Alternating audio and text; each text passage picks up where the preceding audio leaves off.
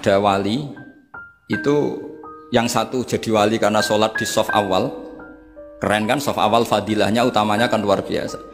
Yang satu kalau sholat itu di belakang terus tapi juga jadi wali. Yang depan agak protes, ya Allah kenapa ini jadi wali padahal sholatnya di belakang. Jawabannya lucu yang di belakang. Kenapa? Saya itu malu, saya ini masih banyak dosa, banyak salah kok di depan, kok kayak suci sendirian. Jadi kalau kamu sowan sama praja atau sama kiai, yang paling depan itu kan yang kepedean, dia milih yang belakang jadi sopan, masih agak terlalu dekat gitu. Orang itu tidak pernah tahu, kadang-kadang Allah itu kita tidak pernah tahu. Andai kan boleh dibahasakan, kita tidak pernah tahu cara berpikir Tuhan. Jadi Allah itu zat yang mau, ya itu tadi otoritasnya penuh.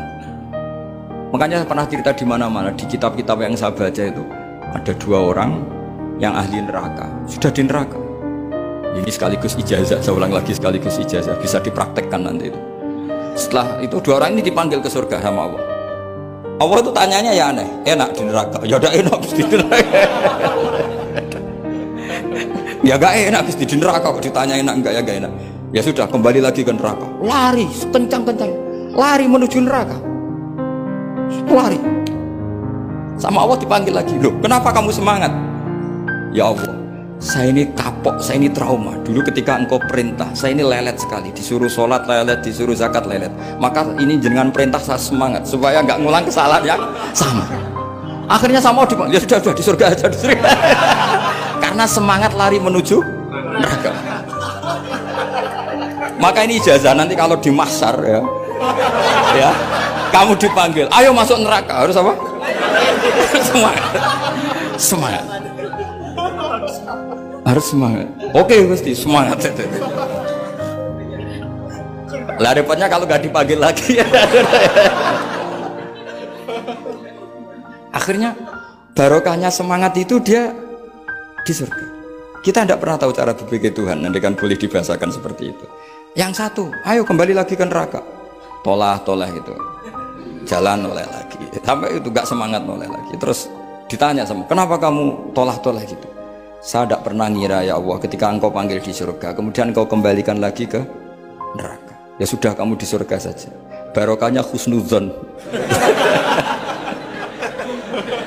Jadi makanya dalam tradisi ulama itu ad-dinu ar-riwayah, agama itu riwayat. Sebagian diredaksikan inna hadzal ilma dinun fanzuru amman ta'khuduna dinakum. Agama ini, ilmu ini agama, maka lihat riwayatnya. Karena kita tidak pernah tahu cara berpikir Tuhan. Kita harus mengikuti riwayat yang diutarakan Rasulullah SAW. Karena kita tidak pernah tahu. Kayak tadi ada orang diinjek, kita mesti kan terprovokasi ingin bela yang sujud menyalahkan yang injek. Tapi ketika yang sujud mencatut nama Tuhan, Allah tidak akan memaafkan kamu. Itu Tuhan tersinggung karena sifatnya direduksi satu, diambil satu, disembunyikan satu. Loh adek kan dia begini mungkin malah Allah maklumi. Saya tidak akan maafkan kamu. Enggak apa-apa Allah, kan saya. Kan tidak mencatut namanya Allah. Selama hidup saya tidak akan maafkan kamu. Allah nggak akan tersinggung.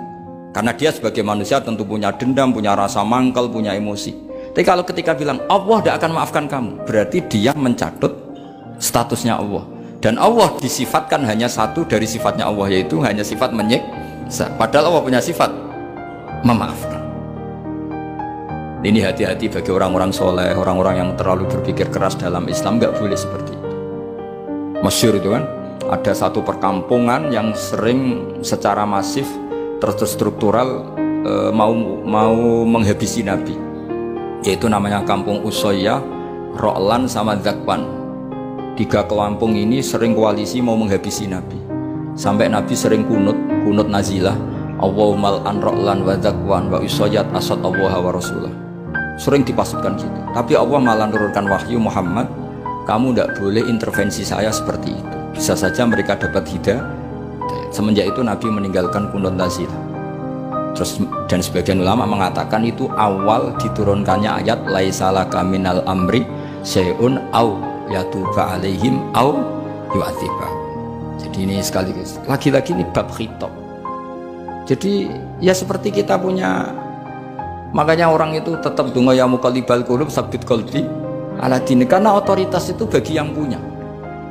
Maka kata malik, kata pemilik itu kunci dalam ilmu tauhid atau ilmu tafsir atau ilmu apa saja. Misalnya gini, saya punya rumah. Saya punya rumah yang ruangan depan itu ruang tamu, tentu dapat perlakuan khusus. Sering steril, sering bersih, bahkan dihias pakai bunga, pakai macam-macam. Ruangan tengah biasa, ruangan belakang buat buangan sampah, buat WC, buat macam-macam. Sah apa enggak? Sah. Kenapa? Karena saya pemiliknya. Apa? Karena saya. Tapi kira-kira yang sedang di ruang tamu, tanah yang sedang di ruang tamu yang dimanjakan juga enggak boleh kumo luhur. Bisa saja suatu saat saya rubah pikiran, rumah saya tak balik dari menghadap utara ke selatan. Yang dulu WC jadi ruang tamu, yang ruang tamu jadi WC. Langsung perlakuannya rubah 180 apa derajat, jika 360 derajat. Nah itu yang di sini nih, kenapa orang soleh pun tetap takut sama Allah, karena Allah itu yaf'alu ma yasha, bisa melakukan apa saja. Sehingga tradisinya ulama ketika zaman ini sudah rusak seperti ini, ulama-ulama tidak ada yang khawatir, karena Allah mensifati dirinya Al-Hadi sebagai zat penunjuk. Coba kita sudah tidak ditungguin nabi, nggak ditungguin wali, nggak ditungguin orang-orang soleh dulu, tapi agama itu ya jalan sampai sekarang. Ada orang ngaji, ada orang sholat, ada orang zakat. Andekan agama itu diserahkan manusia, sudah kita tidak bisa mempertahankan agama ini di zaman seperti ini. Tapi karena Allah itu Al-Hadi, zat yang memberi petunjuk, dan sifat Allah Ta'ala pasti tata'atsaru bi khalqih, pasti ada akibatnya di makhluk. Seperti Allah mensifati dirinya Ar-Razzaq, yang memberi rizki. Buat zaman buyut-buyut perang dijajah Belanda ya tetap makan, ya tetap kawin. Kadang istrinya banyak, padahal zaman jajan Belanda. Kita nggak dijajah aja susah. Dulu itu babah kamu istrinya 1 atau 2, buyut-buyut kamu banyak yang 2, padahal miskin. Karena Allah mensifati dirinya Ar-Razzaq. Mbok keadaan kayak apa orang tetap dapat rizki. Begitu juga Allah mensifati dirinya Al-Hadi. Mbok keadaan dunia rusak kayak apa tetap ada yang dapat hidayah. Jadi kamu tidak usah khawatir terhadap agama ini, karena Allah mensifati dirinya apa? Al-Hadi, zat yang memberi petunjuk. Kayak apa Amerika, kayak apa Korea. Saya itu pernah di Korea, katanya negara ateis. Di sana TKI yang nyari uang, ternyata di sana itu bikin masjid. Coba kalau Allah menghendaki di Korea ada masjid, karena bikin masjid nggak boleh, kalau nyewa boleh. Jadi Korea itu ada satu aturan kayak di Jepang, kayak di umumnya negara maju, yang sudah fungsi sosial itu tetap sosial, nggak boleh menambah yang baru. Jadi kalau dari gereja dibeli masjid boleh, tapi kalau tanah lapang dipakai masjid nggak boleh, karena ngurangi tanah. Tapi kalau dari gereja jadi masjid boleh, dari bar untuk masjid boleh, dari pantai asuhan jadi masjid boleh. Pokoknya yang fungsi sosial. Saya pernah ngaji di masjid itu, bawahnya bar, atasnya gereja, atasnya lagi masjid. Kadang ya balik masjid dulu, bar, baru gereja. Karena memang yang sudah kawasan sosial ya kawasan publik ya untuk publik. Kita tidak pernah mengira kalau di sana ada tauhid. Tapi Allah itu Al-Hadi, apa? Allah itu Al-Hadi. Sehingga ya delala ada orang Indonesia kerja di sana, terus nuraninya tersiksa kalau tidak ada tempat sujud. Akhirnya mereka urunan bikin masjid. Itu banyak yang santri saya sering ngaji saya. Ya saya ulang lagi ya. Jadi cara mikir khitab sama Allah gitu dulu ya.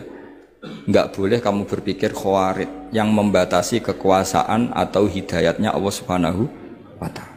Karena kita tidak pernah tahu. Sa'labah ngomong gitu itu masalah besar. Karena mengatakan kekasihnya Allah itu pemungli. Karena tadi, wah ini tidak zakat lagi tapi apa? Pungli. Ini apa? Pemerasan. Karena tadi jumlahnya sudah sekitar 4.000, zakatnya kan banyak sekali. Makanya saya mohon, saya model di UI itu setuju kalau zakatnya dimulai dari kecil lebih ringan. Misalnya kita gaji 1 juta dipotong 25.000 kan ringan. Tapi kalau gaji kamu 1 miliar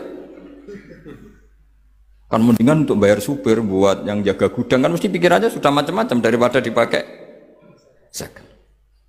Ya, jadi diantara menganalisis Quran adalah apa? Dudukkan Allah sebagai malikul umur kulliha, yang menguasai semua urusan. Tapi kalau kita apapun hebatnya hanya sebagai ulama, hanya sebagai mufti, hanya sebagai kiai, itu tidak punya otoritas. Sehingga misalnya banyak kan, misalnya anak yang kita cintai, kita modali malah bangkrut, yang tidak kita modali malah kaya, karena urusan tidak di tangan kita, tapi di tangan Allah Subhanahu wa ta'ala. Masjid juga gitu. Masjid yang dikelola secara sehat, rame jamaahnya gini-gini, itu dikelola oleh manajemen. Ada masjid yang kelihatannya sepi, jamaahnya ya sedikit, tapi kadang-kadang diridhoni Allah. Kenapa? Karena masjid itu nggak menjadi problem sosial bagi komunitasnya. Saya beri contoh, masjid rame tentu baik, nggak perlu saya ceritakan. Karena masjid rame itu ya mesti baik. Masjid yang banyak jamaahnya tentu baik, itu nggak usah dibicarakan. Tapi ada beberapa masjid yang sepi, tapi Allah itu suka. Kenapa? Karena lembaga agama itu nggak boleh mengganggu sistem sosial. Jadi kita tidak pernah tahu cara berpikir Nabi. Yaitu banyak kan sahabat habis sholat duhur ba'diyah di masjid, qobliyah di masjid. Apa kata Nabi? La taj'alu buyutakum kuburan, cung nak apik aja mbok entek-entekno ning masjid. Omam ya bagai keapian. Rumah kamu jangan jadikan kuburan. Jadi sholat sunatnya di masjid, ba'diyahnya di masjid. Pulang-pulang tanya, "Mah, makannya di mana?" Terus marah-marah karena kurang disediakan makanan. Kan lucu kan? Di masjid qobliyah, ba'diyah pulang-pulang tanya apa? Makanan. Tersinggung lagi kalau belum disediakan. Akhirnya apa? Anak-anak kita yang kecil kenangan melihat bapaknya itu apa? Bapak itu orang yang kalau dari masjid tanya makanan dan marah kalau tidak kesampaian. Coba kalau kamu datang dari masjid sholat, kenangan anak kamu apa? Bapak itu orang yang kalau datang dari pergi sholat. Sehingga kenangan anak-anak kita ini melihat kita sholat sujud di rumah. Jika Nabi membahasakan apa? Jangan jadikan rumah kamu sebagai kuburan, kasih jatah sholat. Sehingga ulama mengatakan jamaah itu paling baik itu di masjid untuk jamaah fardu. Untuk sholat sunat beberapa malah sebaiknya di rumah. Sehingga saya ini sebagai kiai ya sering bingung. Bingungnya kadang ada orang terlalu overacting, ingin masjidnya ruame sehat. Yang satu enggak. Saya ini sering dipamiti, biasa akhirnya bingung. Bingungnya ya barokahnya ngalim itu bingung, kalau nggak ngalim malah nggak bingung. Karena ya sudah harus gitu. Sampai tak beritahu ya. Nabi awal ngendikan itu ju'ilat lanal ardu kulluha masjidan. Semua tanah Allah itu hakikatnya masjid. Apalagi ini rumah kita. Anak kita biar menyaksikan saat kita sujud, saat kita baca Quran, saat kita ngaji. Kalau semua ini di masjid, kemudian Anda di rumah, taunya makanan, menuntut ngopi, menuntut kenangan di keluarga kita kurang baik. Makanya Nabi membahasakan apa? La taj'alu buyutakum kuburon. Jangan jadikan rumah kamu sebagai kuburan. Apalagi ada pepatah lagi, al-ummu madrasatul ula. Ibu adalah madrasah pertama. Coba kalau kita ngajarin Quran di rumah, ya tentu masjid ya tetap ada kegiatan, tapi jangan sampai mematikan rumah. Sehingga kita sebagai ulama itu ada masjid rame ya seneng, ada masjid setengah rame ya nggak apa-apa, asal efeknya menyebar ke masyarakat. Jadi ramenya masjid ya baik, tidak rame kalau yang rame ibadah di rumah-rumah juga baik. Maka dulu zaman Nabi Musa malah istilahnya waj'alu buyutakum qiblatan wa aqimus sholat. Jadikan rumah kamu sebagai kiblat, sebagai tempat ibadah. Coba kenangannya Nabi kalau sholat malam itu di rumah apa di masjid? Di rumah. Sehingga Aisyah punya kenangan sampai hatta waromat qodamau, sehingga kakinya Nabi bengkak. Dan Nabi alami saja. Kamu kira Nabi sholat punya kayak anak-anak sekarang kan yang ada ruang sholat. Ternyata hanya dipasang sajadah sama tasbih, nggak pernah dipakai. Kalau Nabi enggak, yang dipakai Sayyidah Aisyah itu ya tempat sholat. Sehingga kata Aisyah, Nabi itu sholat di tempat tidur saya. Kalau Nabi sedang berdiri, kakiku tak selonjorkan. Kalau Nabi sujud, kakiku tak ingkretkan. Ya di tempat Sayyidah Aisyah tidur itu. Nabi sholat. Pas berdiri kan berdirinya Nabi lama, Aisyah selonjor. Pas Nabi mau sujud, kakinya diingkretkan. Segampang itu Nabi. Akhirnya apa? Kenangannya Aisyah sebagai istri itu doa-doa tahajud, doa-doa. Coba kalau Nabi tahajudnya di masjid, Sayyidah Aisyah tidak punya kenangan doa-doa apa? Tahajud. Sehingga kita harus ngikuti ngaji. Kalau nuruti teori ya, sholat itu ibadah. Sebaiknya kalau ibadah ya di tempat ibadah. Tidak seperti itu cara pandang. Kata Nabi, semua buminya Allah adalah saksi kita ketika ketemu Allah. Semakin saksi itu baik, banyak, maka semakin Baik, maka kalau sholat sunat, kesunatannya itu pindah-pindah tempat. Tapi ya jangan terlalu habis di sini terus pakai mobil ke sana gitu. Iya, kalau pas di perempatan ada orang cantik nggak jadi diterusin nanti. Tapi ini sama saya cerita ya. Jadi di antara mengkaji Quran itu mengkaji cara Allah membuat khitab. Dan yang kunci semua adalah Allah adalah zat sing otoritatif malikul umurikul dia.